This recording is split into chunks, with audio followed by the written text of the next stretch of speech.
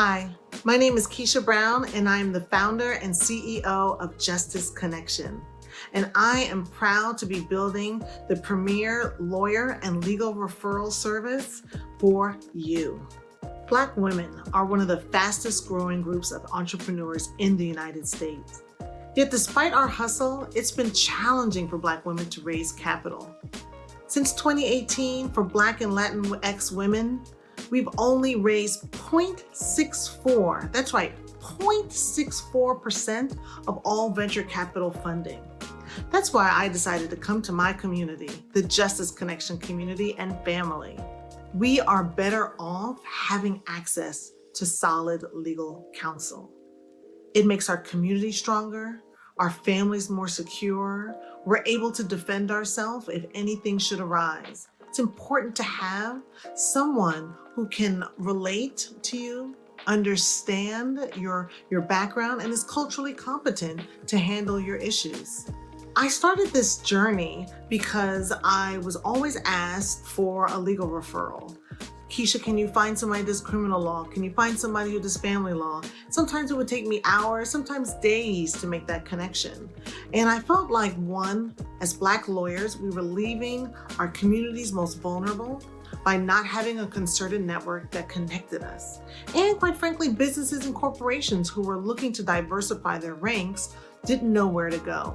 I knew tons of Black lawyers, still do, and now I know more than ever before. I've been building this database from scratch since 2018, piece by piece, putting things together in order to ensure that we were making the matchmaking process most efficient and effective, utilizing new innovative technology to enhance the customer experience. Justice Connection is more than just a platform. It is a resource that you can go to for advice, for tips, to connect with the best Black lawyers out there. And so we're building this for you. It's important for us to be able to be competitive in this market.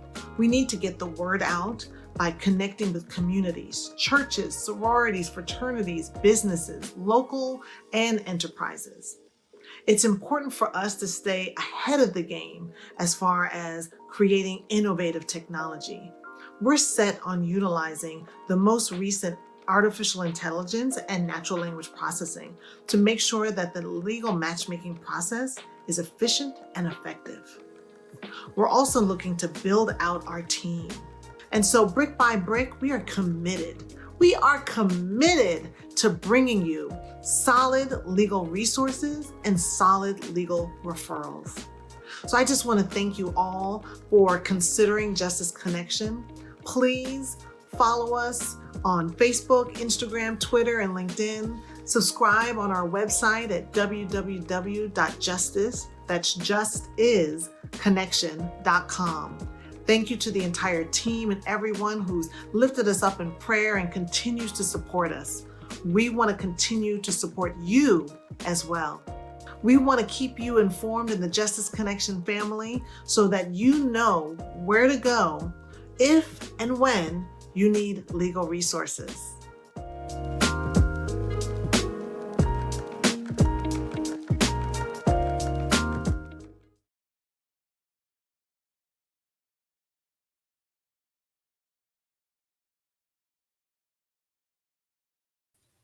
There we go.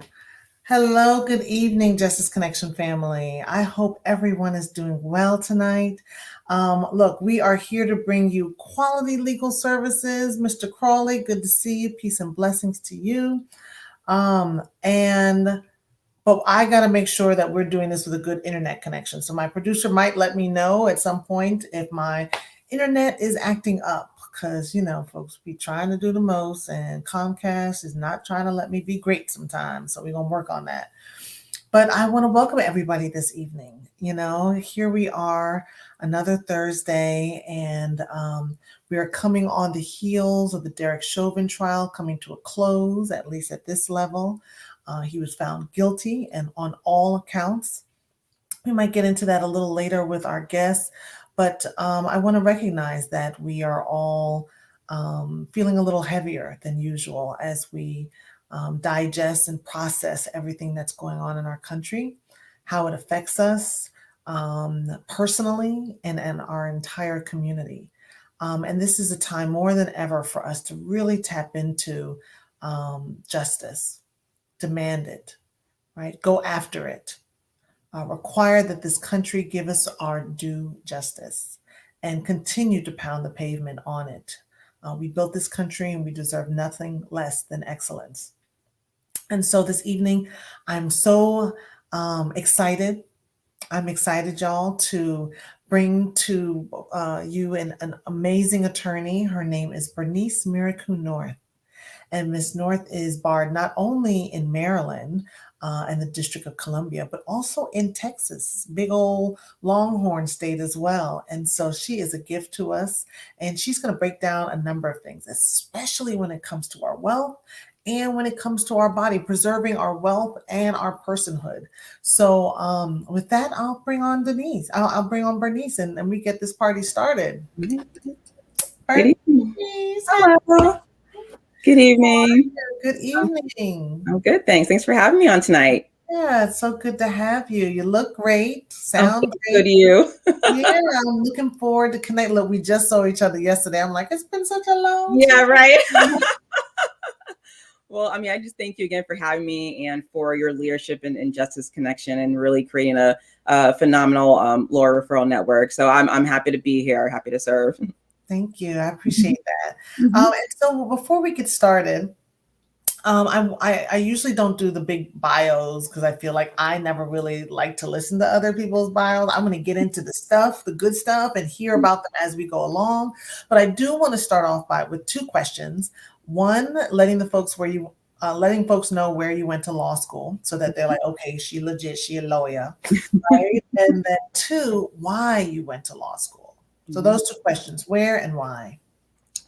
Well, I went to the wonderful Howard University School of Law. I graduated in 2006.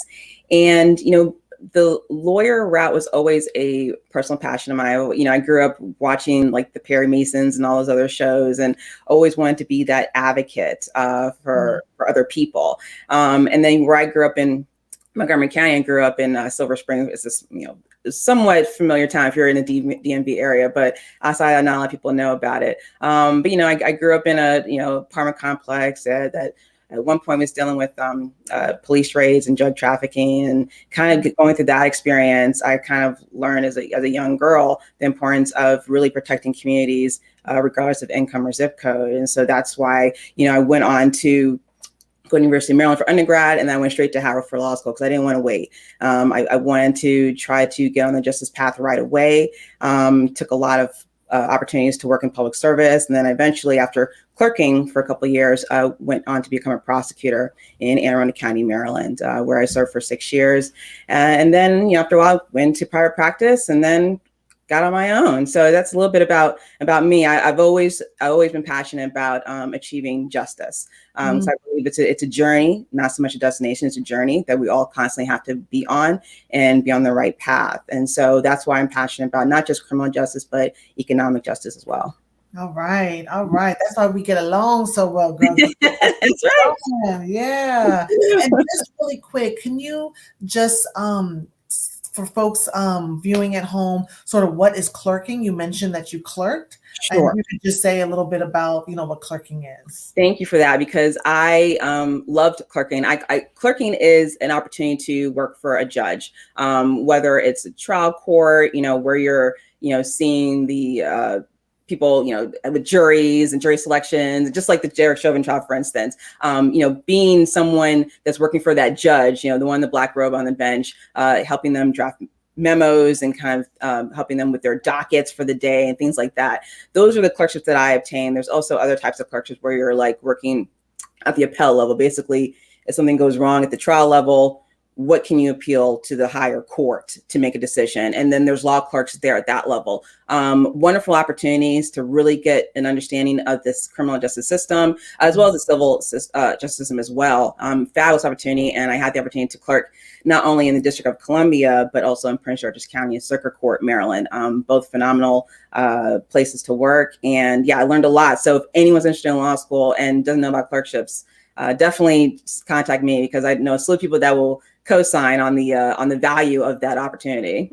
Yeah. And I would imagine working for a judge, right? You now have this behind the veil experience, Yeah. right? Where you Yeah. sort of know the workings that go on in the chambers and behind the scenes, and how, quite, I would imagine that that helps inform how you also represent your clients. Oh yeah, because I didn't grow up from a family of lawyers. My dad's a cab driver, mom is a nurse, and I just wanted to achieve justice, right? I didn't know what that looked like beyond what you saw on television. So I thought, why not go behind the veil and figure out what's going on behind the scenes, And I was very fortunate to get the opportunity to start my legal career in DC doing that. Excellent, excellent. All right. So, we started talking a little bit about when you mentioned the different court levels and appeal and so forth. And since we are really on the heels of this major trial, right, that has sort of captivated the country and even had our president weigh in, and, the pundits, but most importantly, our own community, right, has been really tied to this case. What can you offer us as far as some insight from your perspective as someone who's been a prosecutor and someone who also defends folks on the criminal side and is familiar with the different processes related to criminal law? Is there any insight that you can offer us on this area? Do we have more than an hour?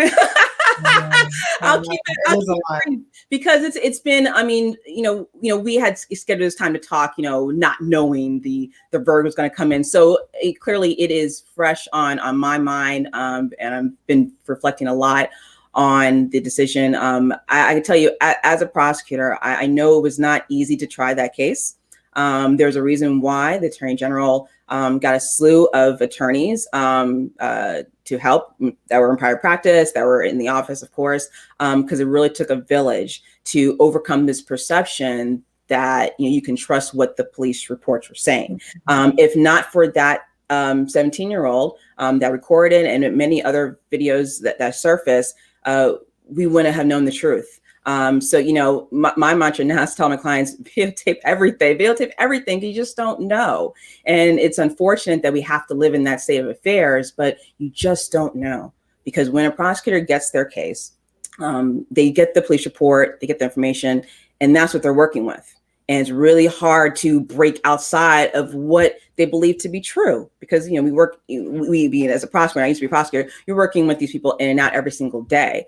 But no one is above the law, as clearly was shown this week. No one's above the law, and you have to be held accountable for making mistakes, because those types of mistakes erode trust in the system, which leads into the protests, leads into the anxiety in a lot of people regarding the criminal justice system. And that's something that I definitely have been reflecting on quite a bit. And yeah, I mean, videotaping is key.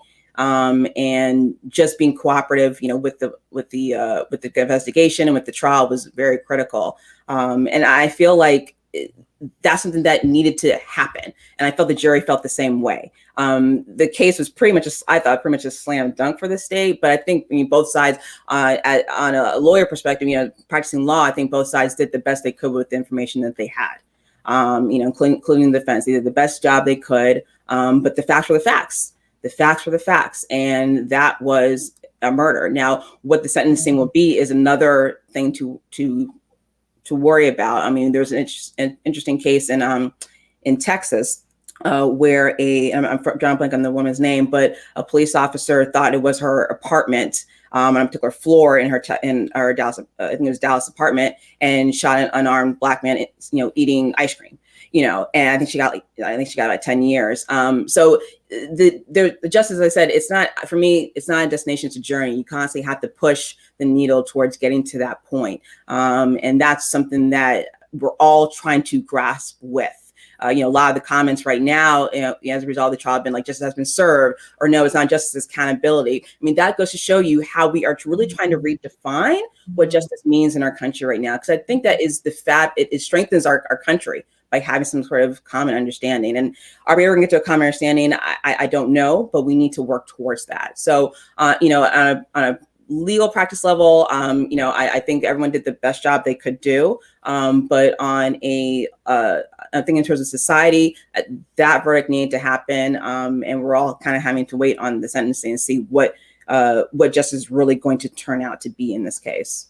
Yeah, no, very well said. And you touched on a number of different points, and one of them being around how the prosecutor's role in having additional counsel at the table, right, or a part of the team. And I think, that's one of the things that most folks don't realize, right, that it wasn't just one person who was doing all the work, the research, the writing, the documentation. People don't realize, you put a sticker sometimes on a document and making sure the copy, all of that stuff, the huge amount of back work, right, that goes into preparation that in this type of case, right? And this is unfortunately not an anomaly, right? It's an anomaly in the sense that it made it this far. But the issue itself and the work that lawyers have been doing in bringing forth discrimination or harassment or brutality cases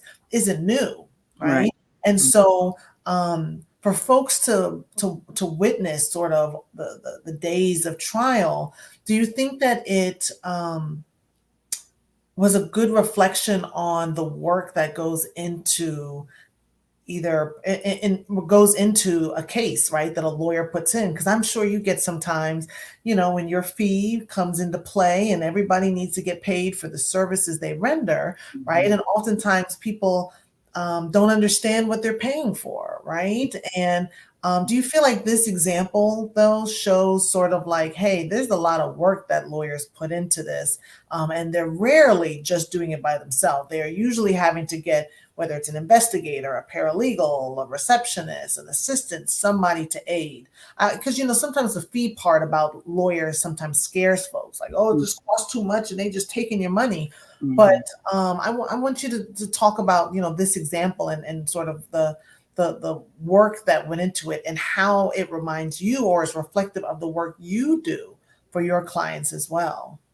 Well, I would say, I mean, I'm glad you kind of made that connection, because I have found, I guess, during this period of the trial and the verdict, I'm getting a lot less pushback on like how much my fees are. Because I guess people really respect, if someone's out there really wanting to fight for me, I gotta pay them what they're worth. Right. And I think, and so I'm really glad you brought that up, because I never really thought about that in terms of like how it's impacted people's understanding of what lawyers really need to do to get the job done. Public defender's office, they're wonderful, but they also have to have assistance as well. I mean, they have a panel program where if they can't handle certain cases due to conflict of interest, they'll bring on private counsel to help them. And I do a lot of those cases as well. And they need the help. They need the help because it takes a village to really try to achieve justice. There are phenomenal criminal defense attorneys across Maryland. I can name a whole bunch, but they're all phenomenal. And I'm very honored to be a member of the bar that works along with them to try to seek justice. So I think that this whole issue with the death of George Floyd and the Derek Chauvin trial has really made a lot of people understand, okay, there's more to this than a simple blurb in the news. It took a lot of work to get to that point, to get to the point where the jury simply believed it. Because, in my opinion, I think the decision probably was made like weeks before the verdict came out. I think they got it. That's my sense. I think but they have to hear everything out and of course make their final decision. Bernice, I think the country, not just the jury, right? We all learned so much. I mean, witness after witness who said, I pled to the police officer to stop. I'm a paramedic. I said, hey, let me help. All these folks that we didn't even know were there. And it really showed,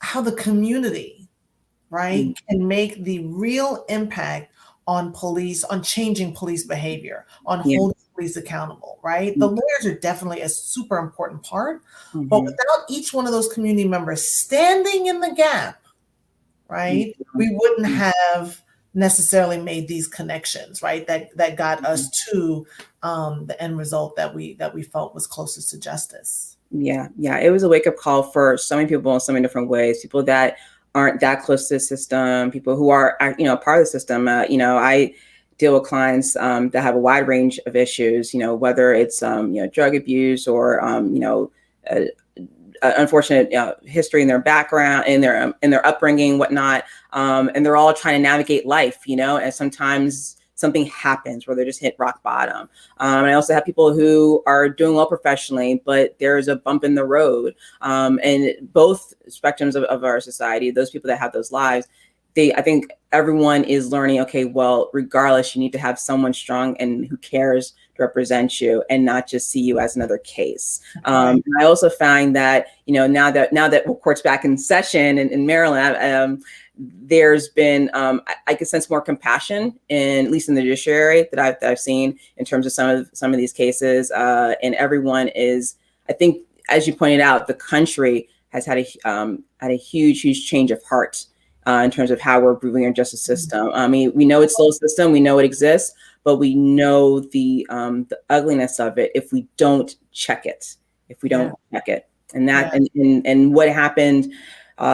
What happened on that day last May, all those citizens tried to keep those officers in check and they felt powerless. And as I mentioned before, that verdict needed to happen to show no members of the community, you have the power. You did the right thing by saying that it was wrong. And I think that just it's so telling. It's so telling on how I can't imagine being in that position.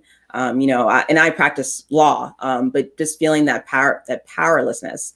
I can sense it in the videos that kept playing. And I think it's had a huge impact on our ability to not only see justice, but respect the lawyers and the judges and the whole system that's trying to do their best and making sure we find those right ones in the system and keep them there. That's right. Because each person plays a really important role, right? So it's choosing the lawyer, like you said, that has a vested interest in you. And that's why I created Justice Connection, right? To really bring Black lawyers to the forefront in ways that showcase us as Black lawyers and the excellence we bring to the legal community, and for Black people to know, one, that we exist, all the work and the knowledge that we have, and that Black lawyers can stand in the gap for the Black community, right? To be defenders and those advocates.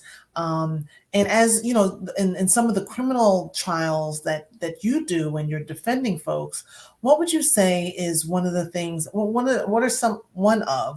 first things that you tell your potential clients when they walk in the door for a criminal law matter? I would say relax. That's probably what you say. Because usually when they're at the point of getting a lawyer, they're really wound up and frustrated, and they're at their low point, and they don't know what to do. And they're whatever they felt like was in order is not, and that creates anxiety out of anybody really, but especially if someone who's facing their loss of freedom or heavy fine or not, or disruption in their lives. That is devastating. And I always try to, in terms of standing in the gap of the system and the pain that they're going through, standing there, say, look, I'm with you. Let's walk through this together. You've hired me to kind of think through the system for you, because the system is not thinking about your emotions. They're not. And, I am, that's my job. So let me help you get through this. So I usually just say, relax. Let me tell you what's going on. Let me tell you how to get through it. And it's the ones that don't relax, as it's always a more difficult journey. But, nevertheless, you gotta just trust the people that you hire to do the messy work for you while you try to build your life back together. That's right. I love that. Well, I love the fact that you shared that, your role is to sort of help somebody get their life back, as they're going through this crisis, right? And that allowing you to do your job, your work, showcasing what is to their benefit, right? What would you, so if you could, what I know you've seen many cases in your time as a clerk and as a practicing attorney. What would you say is one of your most memorable, I guess would be the word, or one of the criminal clients, cases that you've had in the past that sort of stand out for you in the situation where you were able to be impactful for that person? Well, you kind of I have two answers for you. I mean, one, I would say the most impactful case wasn't when I was a lawyer, but when I was a law clerk back in DC Superior Court. It was my first clerkship. And it was a case where there were about four juveniles where they were tried as adults, that they were charged with sexual assault and rape of a DC tourist, United States tourist. And the, quote unquote ringleader was a young kid. I believe he was 16 at the time. This is, almost more than 15 years ago, or almost 15 years ago. He was charged as an adult, and he had been through the juvenile system, and he was charged as an adult.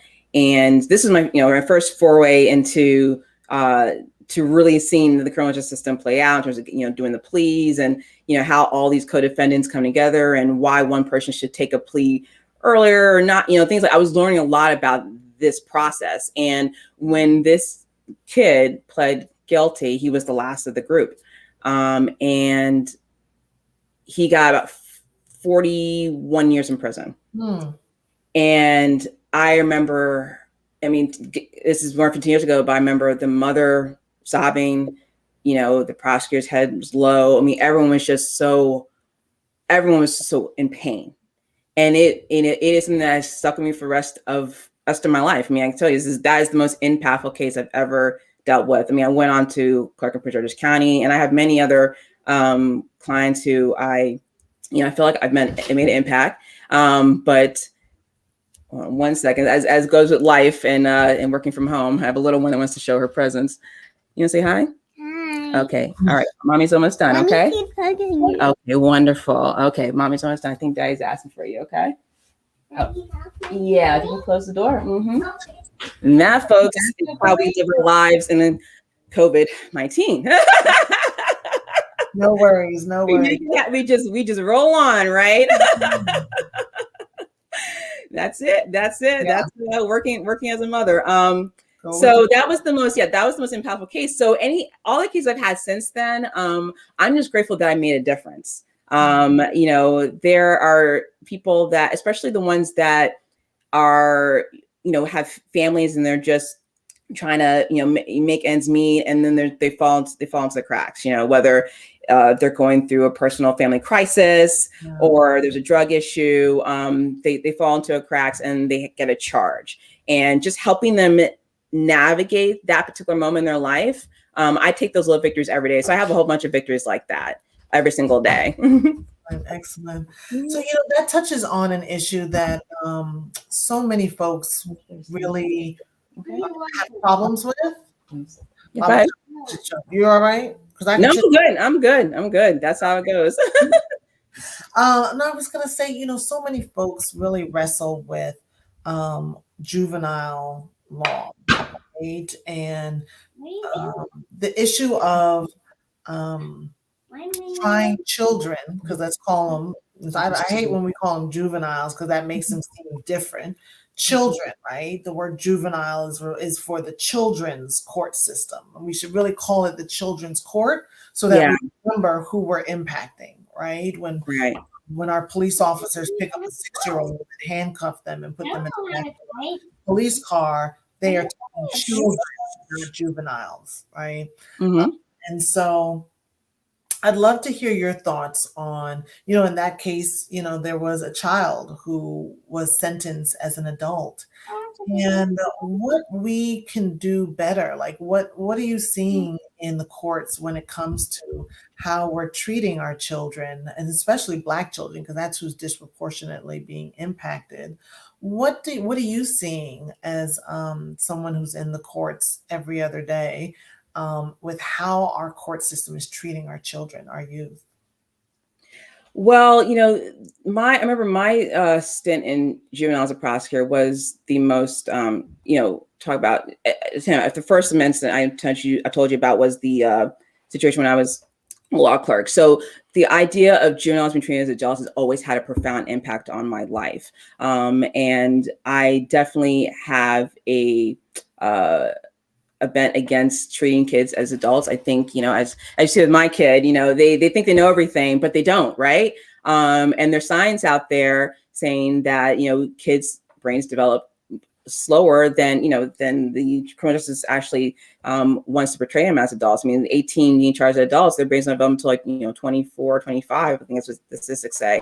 And we need to have a justice that reflects that science. I really strongly believe that. I think we have a ways to go, and I appreciate, at least in the state of Maryland, so much work was done to push reform, especially with the Second Chance Act. That was passed in Maryland. Very much happy to see that legislation moving forward, because it gives kids, I think about that 16-year-old that got 44 years, it gives them a chance of hope. After 20 years, maybe they have a shot, as opposed to the 40, 50-year sentences or life sentences as they would get. So I think we are turning a page. It clearly is a challenge to turn that page. I mean, look at all the efforts that have gone into trying to get us to say, okay, well, juveniles shouldn't be treated as adults in these particular aspects. I mean, those fights are challenging fights. Why? I don't know. Let me step back. That's right. Come on now. Yeah. I mean, I thought about that. Well, I say why. Not to say I don't know, but I don't want to believe that to be the case. I was talking to someone this about the other day. They don't see Black and brown children as human beings. That's right. That's what it comes down to. And I mean, enough is enough. If little white blonde children were being locked up for 41 years, there would be an uproar. They'd be changing laws, pardoning left and right. But let's be clear, because it's brown and Black children, they never mind. They need to get these super predators, right? Yeah. On the streets. Yeah. And that goes, but that's a cultural issue. I mean, as you see, my white supremacist racist issue. It's completely white. Yeah. But here's the thing. So, I mean, as you saw my daughter's cameo appearance. I mean, she's 4, and I have been very attentive to seeing how the not the much curriculum she gets, but the things that she's learning, what she's exposed to. And I'm very cautious, saying, well, we have to celebrate ourselves and uplift ourselves. Yeah, that's right. And when you see a lot of these things out on television that doesn't reflect who these kids are and their backgrounds, that feeds the seed of doubt of themselves. And speaking to boys, I see, I credit, I don't have a son, but I credit mothers and fathers of Black sons, because that is a hard road to travel. That's a hard road to travel. I mean, I see it, in my past, going with different childcare situations and seeing the boys have it harder. And I think to myself, gosh, it starts this early. It starts this early. And, I said 2, 3, 4, just being harder on them, but I sense it's probably because they're going to be treated not like humans when they get adults, right? So tell them how to behave now. I guess that's my theory. I mean, I'm not in that field, but it's something that I pay a lot of attention to, just as a mom, not so much as an attorney, but as a mom, that we started way too young to break down these kids, way too young. And it's not our fault. It's all about what the resources are available to us. When I tell, when we tell our kids, go watch a video or do this, you got to be careful what they're watching. How is it going to impact their psyche? And so when they go out there and they're, for instance, if they go up, like I'm thinking about the case in Montgomery County where I live and where I practice, the 5-year-old kid that runs off from the school because for whatever reason runs off from the school after some sort of fit, and the police interacting with them the way they did. And I'll show you the video when we get offline, but the way those police interact with them was quite unfortunate. But I also felt like it was a reflection of everyone's culture on how we treat the Black boy, right? And that has to stop. Everyone's culture. That ain't culture. Well, white supremacy is a part of our culture. So I would say that. Okay. As long as we are identifying it, because it's not as if it's, Ethiopian culture. Something more general. No, Yeah, girl, call it what it is. Just look, we black is the black. You can be yourself all day long. I'm black on both sides, okay? That's true. So, that's right. That's true. That's Call true. it what it is. I mean, and speaking on that, the situation I was talking about in Montgomery County, the officers were black. They're, black officer, male and female. I thought this is just how they were raised to believe that was acceptable. And police, and it wasn't. Right? They go blue often sometimes, regardless of, the color that they are. And then they have a certain code of how certain people are treated and being able to treat certain people certain ways because, ain't nothing going to happen. That's why you can have your hands in your pockets, right? Yeah. I mean, that was one of the things where Chauvin, he had his hands in his pockets. He was so comfortable. Yeah, right? Yeah. And the stories that we see, that's just the tip of the iceberg. There's so many more stories out there we don't see. So many more. I disagree. BlackUSA.news, because I can't be putting stuff on the cross. Black people cannot be white supremacists. That don't go together. So let's be clear with that. That's a whole other topic. That's a whole nother topic. But I had to point that because we can't just be having stuff that don't go in line with the vision. But yes, I'm sorry, Bernice. I mean, there's so much that, and I think as a Black attorney, we have to be aware of that because otherwise, that's not going to be part of the narrative. It's not going to be part of the conversation. Because yes. And I bring up the example of the boy because I recently did an opinion piece in the Washington Post about it, so it's fresh in my mind. And there's rightfully so a lot of uproar about the reaction of the officers. But in the Black community, you're like, well, have you seen that before? Have you seen that type of and yes, that's a problem, but we've seen it before. And that's the unfortunate part. And then we don't really talk enough about that because there's not enough really people in those conversations to bring that up. But I say to say it goes to my earlier point is that Black and brown kids are not treated as humans. And that needs to change. And that's why, as me as a parent, I know you're a parent as well, I try so much to uplift my daughter and, and anyone around her to show that she is worthy and she is bright and she is wonderful. Because that's really, without that, that's how a lot of these juvenile cases come about, not getting enough attention. And it's not that they're off to a life of crime. They're just not getting enough attention. So something's happening. So they end up in the system because, mom and dad are busy working 2 or 3 jobs and they don't really know what's going on because they're just trying to get enough to feed their families, especially in this pandemic right now. Crime has gone up, but I'm sure juvenile crime has gone up too.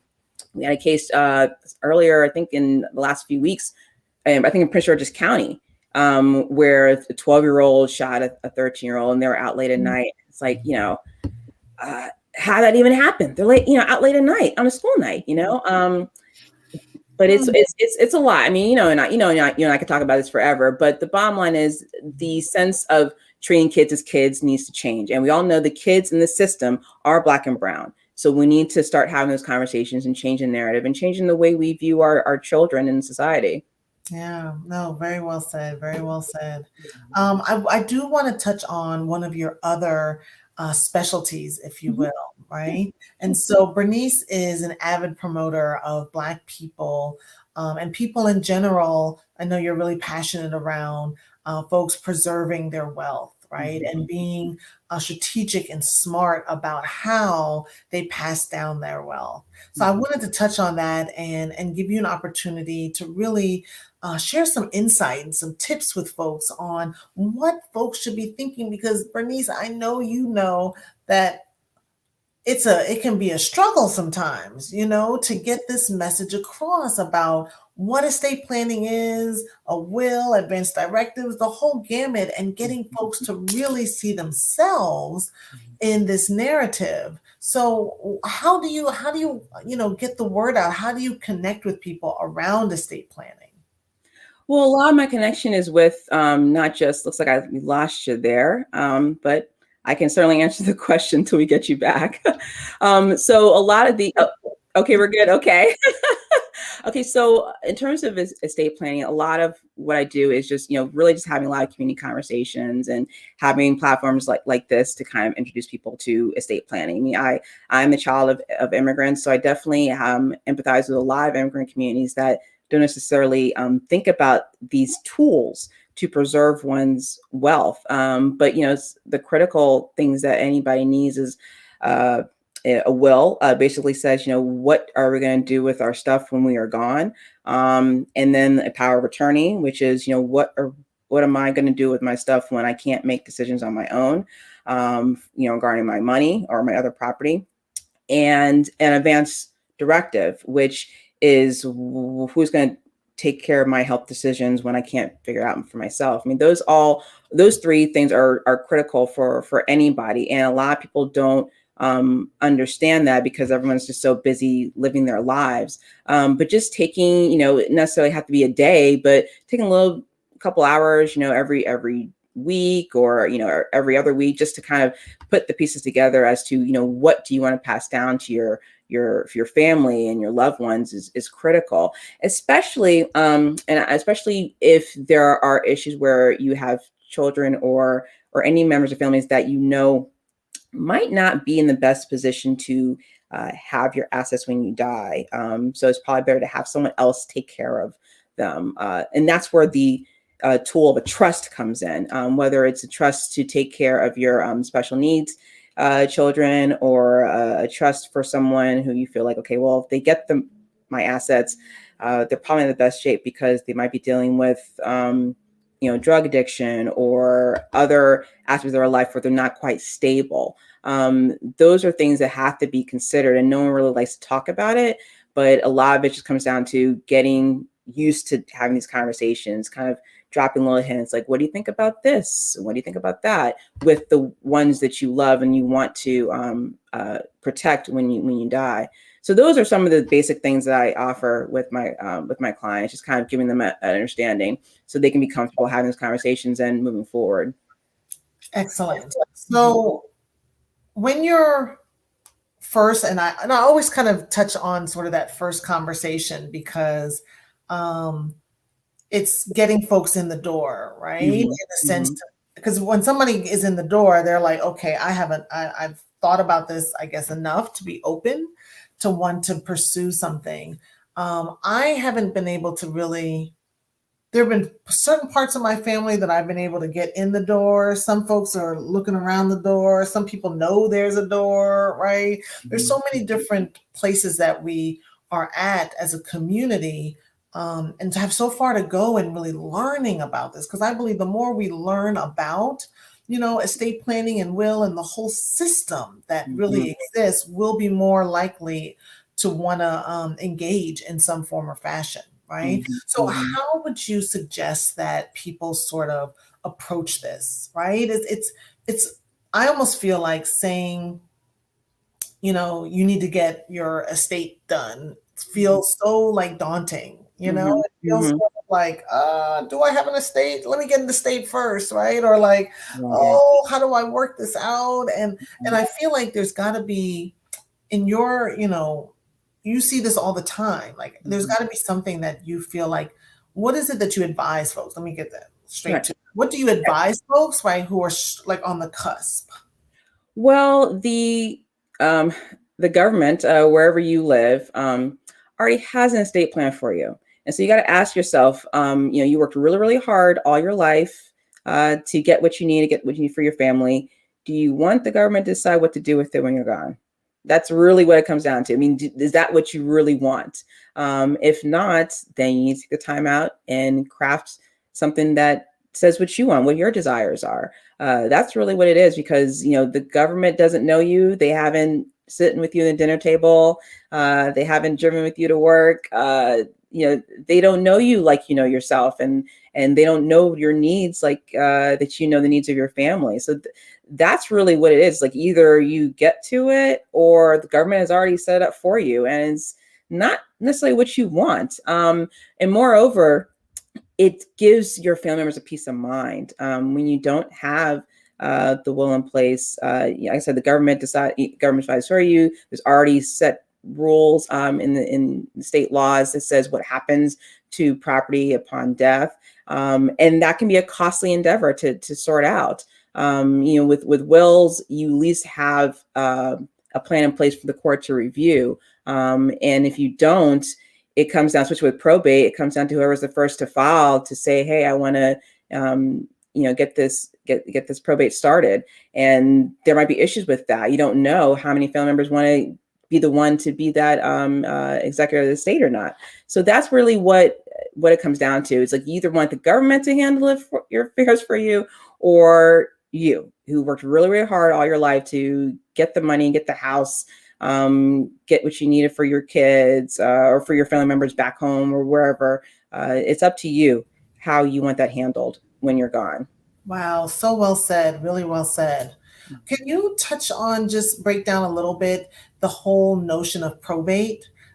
Because it's often used in when you're talking about a will and your estate plan, and just wanting to make sure that everybody's on the same page.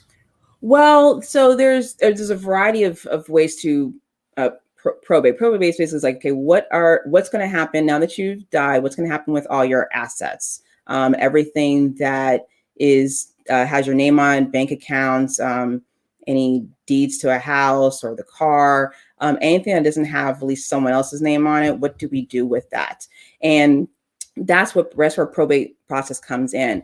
Now, when you have a will, the probate process is still relevant because you still need the court to just verify that everything you say in your will is there. That's not the case with the trust. That's a different tool that probably I can talk about it for another half an hour at least, but I know we're short on time. But a will needs to be done through probate just to confirm that everything that was said in that will is done. And that could be a shorter process. The longer process, the more costly process when you don't have the will, and the court needs to figure everything. Okay, if someone is, for instance, saying, "Hey, look, I want you to deal with this person's estate," you have to deal with any other person that might object to that, and there's a time frame for that. And then once you actually get someone appointed to handle the probate, you have to keep accounting of everything, and that could take a while too, depending on how much assets. So that might not take a while, depending on the number of assets. It all depends upon really how much assets the decedent has. But the issue of probate is just confirming what's out there for the deceased and what to do with it, because it can't just be sent around, not claimed, right? So that's really what it comes down to at probate. So helpful. So helpful. Thank you so much for that definition. That was probably one of the most helpful breakdowns that I've heard. So that was very helpful. And so you mentioned, right, like that. So either way, will or no will, you're going to probate. One that has a much quicker process, probably cheaper as well, because it's faster. But you mentioned that the court, and if you don't have a will, right, the court's figuring out your assets, or the will is figuring out your assets. What are assets? Like, what counts as an asset? Essentially, any property that you have. So any bank accounts or cars. Life insurance is not necessarily an asset, because you already have something on paper saying what's going to be happening with that particular account. There might be, I say life insurance, but really any insurance policy is one. Anything where your name is on it, and there's no set document or explanation as to what's going to happen with it when you die, is considered an asset that has to be probated. So that's essentially the easiest way of defining what an asset is. So you can say stuff, but assets is a fancier name for stuff. I mean, now the shoes in your closet, who's going to have that? You don't really go to probate for that. It's something to think about. When you do write your will, you want to maybe write in a letter saying, hey, so-and-so can have my pair of shoes or my watch. But those aren't usually things you have to go to court for. I mean, you think about the value of the watch versus the value of actually getting an attorney to, enter appearance and help you with the case. It's not worth it. So a lot of people just kind of deal with the bigger assets like the house, bank accounts, any stocks, CDs, or any financials. Really, it's really the crux of what assets have to be probated. Got it. So what if grandma kept all her money under the mattress, right? And she was renting. right? And didn't go nowhere but the beauty supply salon, and so didn't have a car. Like, is everybody going to probate, or can somebody pass away, her things be sort of split amongst her family, and then that's it?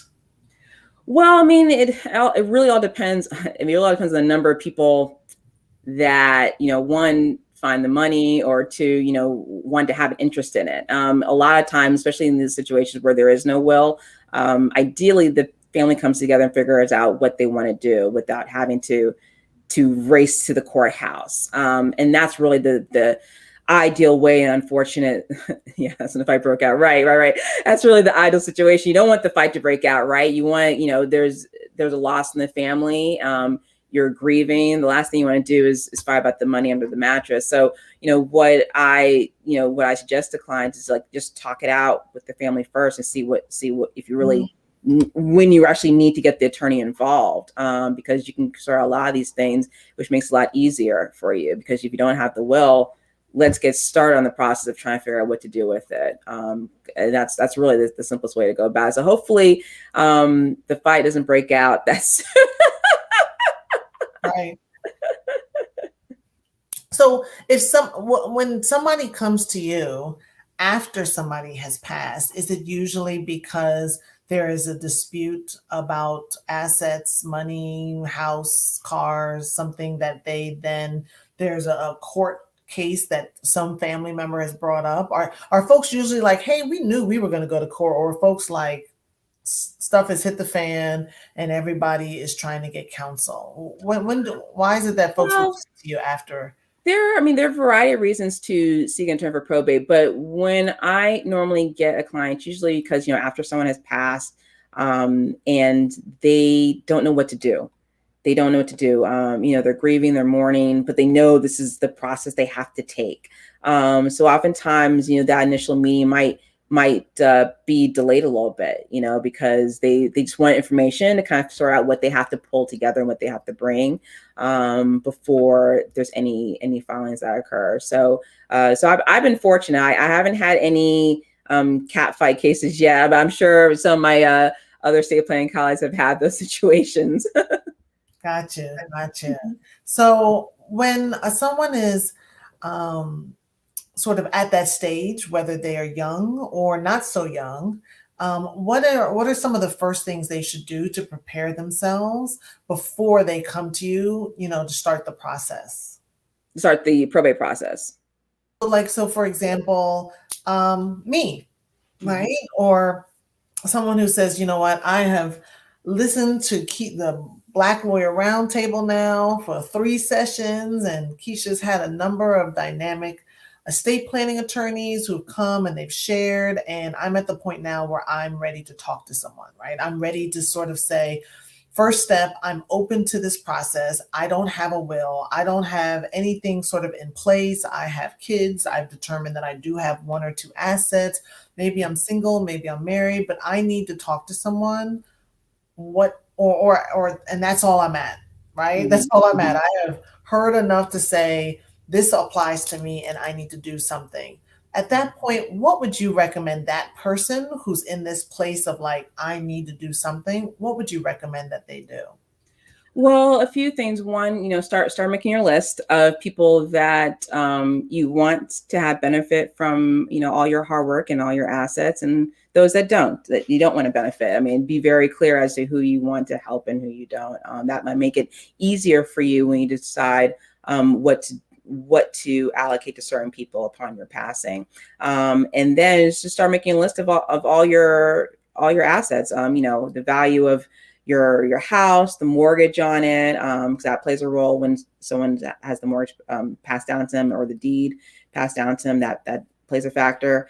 And the car, all your bank accounts. Just start making that list and start having not just the list of what is, but the details with it, like your account number, the value of each of those things, to determine how big your asset is, to see what tools are necessary to pass down your wealth. And you might not need much. Maybe you do need a trust, because there's certain limits in estate planning before taxes are an issue. It's increased substantially in the last few years. But, if you do meet that threshold where you're over, I think it's 1.13 million, then you need to find some tools to kind of lower that amount so your estate's not getting taxed. That's something to consider. So really just making a list of all your assets and what it's worth, and where to find information on, because we live in we live in a digital society. So creating a list of all your digital assets, all the account information is very critical, because when you do pass and you don't have that in place, how do you get access to those accounts really quickly, figure out what's going on? How do you tell the banks or the credit card companies, if you choose to, if you credit card companies, hey, look, this person is deceased, whatnot. That's also very critical. So just start making your list of who you want to give your stuff to, what you actually have, your liabilities as well, to see what's going to threaten the wealth that you have incurred, and how to protect that protect your wealth from any threats. So those are probably the three main things. Definitely have the list ready for the people, your assets, and your liabilities. Got it. That's so helpful. Thank you so much. Thank you so much. Look, I'm over here taking notes like, all right, I need to, like everybody else, we got to think, not only do I have a will, do my parents have a will? Right. Right. Do my grandparents have a will? Right. If the answer is yes, where is the will? Right. Where is the will? Exactly. Don't nobody know where it is. Exactly. Right? Where is the will? I forgot about the guardianship. Actually, for kids, you mentioned kids earlier. Figure out who do you want taking care of your kid when you pass. That's something that's very critical. I actually have a 4-year-old now. We recently had a death in the family this year, and she was asking me as a 4, so what are you going to do when you pass away? I said, wow. Lord, yeah, you to be my associate, ain't you? You ready to? She said, we need. She's ready to go. I got about like at least 10 years. Right? You said, we got a plan. Yeah, she's held me to task. So. Right? I know that's right. Look, my sister's already claimed she got a T-shirt made for my daughter Camille's baby. So I got some godparents, and they just gonna be right, because Black people, we do godparents, right? Yes. If you're the girl, you got 2 godmamas and a godfather, or so forth. But I know my mother and my sister, right? They would expect that, and so it is. What's the plan, and we want our loved ones to be taken care of. And I thought you broke it down. So I'm going to repeat this to some folks. If you don't have a plan for your stuff, your assets, the government does have one for you. Right? And, they don't know nothing about who's your favorite, or who did you wrong, or who needs the help. It does not matter. They let everybody else get a chunk of your hard-earned work. And so it behooves us as Black people to do our due diligence in protecting and preserving what we have worked so hard for, right? Bernice dropped a big number. She said 1.something million. I know some folks said, I don't know if that's I know. But it's there. You in DC and you got a house, you right there. Right. Don't underestimate the accumulation of our assets. We have wealth in our community. We may not pass it down. We may not be accumulating a lot, but we have a certain amount of wealth, and we better hold on to it and be really smart about it, because that's the only way we're going to grow it, right? Is by protecting ourselves in the process. One of the things that I am just so awestruck every week, y'all, is just by how much, these lawyers really bless us with their intelligence and their information in ways that, as you can see, they are connected to community, right? They're invested in community. They come from our community. They are a part of community. You can't put a price tag on that, right? For someone who's going to have your back during crises, during challenge, and during the times where you need the best counsel possible. And so, I just really, I thank you, Bernice, for being a part of the Justice Connection Network. I'm so proud to call you in the ranks and appreciate you sharing your time with us this evening, right? And selflessly giving up of your time and sharing your knowledge. You're quite welcome. I'll tell my daughter that too. Yes. Thank you, baby girl, because she was like, she's like, yes. So with that, we will not hold baby girl. We will wrap it up. But I thank everyone for tuning in every week. Black lawyers breaking it down. I mean, you can't find this anywhere else. And I'm gonna tell you, I don't say that to brag about it. I say it because this is so important for us to be able to connect with one another, to talk with one another, to share with one another, to empower and educate one another. And we're doing it here because Bernice is here because she's got love for her people. Straight up. I'm not paying anyone to come on board and spend their Thursday evenings. She does it from love. And that same love and that same passion and that same commitment come out every single time she represents a client.